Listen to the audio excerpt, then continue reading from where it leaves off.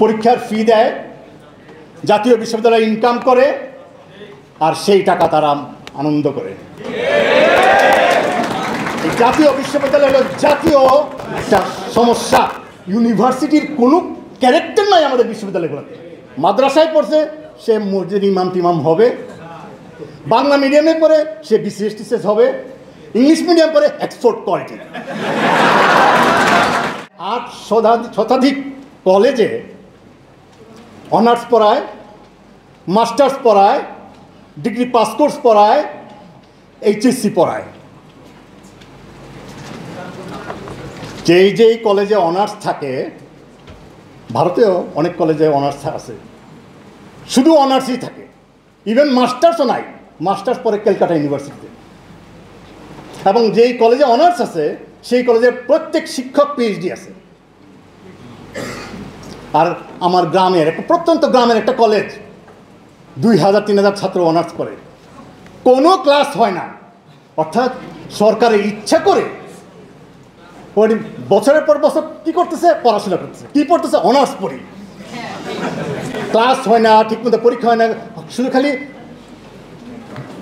পরীক্ষার ফি দেয়, জাতীয় বিশ্ববিদ্যালয় ইনকাম করে, আর সেই টাকা তারা আনন্দ করে। জাতীয় বিশ্ববিদ্যালয় হলো জাতীয় একটা সমস্যা। এটাই সবচেয়ে বড় সমস্যা আমাদের এখন শিক্ষাক্ষেত্রে। আরেকটা নাজিল করছে, সেটা নতুন শিক্ষাক্রম। আমাদের তো ক্লাস 9-এ এসে ভাগ করা ছিল না, সায়েন্স, আর্টস, কমার্স। তার মানে আমার একটা চয়েস করার একটা সুবিধা ছিল। আই কুড চুজ, আমি অঙ্কে ভালো না, আমি আর্টস পড়বো, অথবা আমি ভবিষ্যতে ব্যবসা বাণিজ্যের দিকে যাব, আমি কমার্স নিব, আমি বিজ্ঞানী হব, আমি ডাক্তার হব, আমি ইঞ্জিনিয়ার হব। You had option, I had options.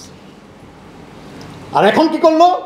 নতুন শিক্ষাক্রম অনুসারে একে হলো আইসিটি নামক একটা সাবজেক্ট, উচ্চতর গণিতবাদ, 3টা বিজ্ঞান, পদার্থবিজ্ঞান, বায়োলজি অ্যান্ড কেমিস্ট্রি, এক করে একটা বিজ্ঞান বানিয়ে স্পেস তৈরি করে সেখানে জীবন ও জীবিকা।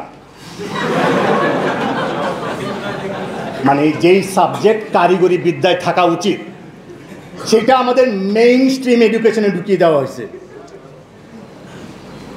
রাইট? তো উদ্দেশ্য খারাপ।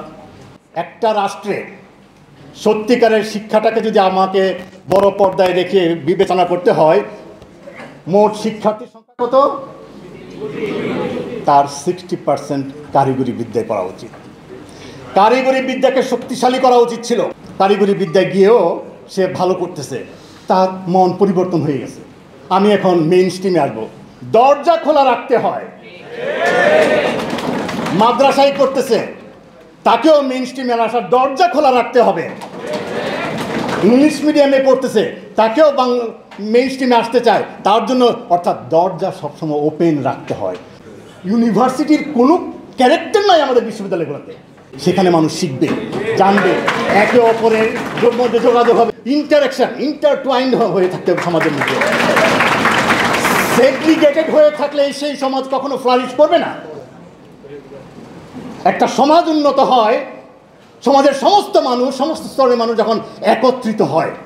আমাদের সরকার অত্যন্ত সুচারুভাবে এই মেকানিজমটা করছে যেন কেউ কারোর সাথে না মিলে।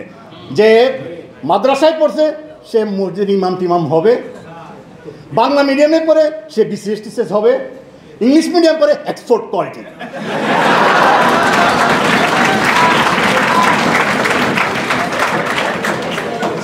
এই হলো আমাদের